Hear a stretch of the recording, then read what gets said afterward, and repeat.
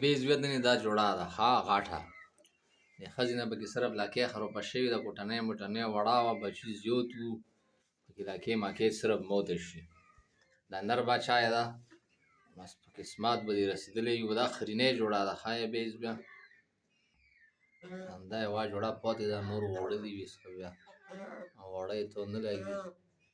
دا باچا یې ده ښه مزیدار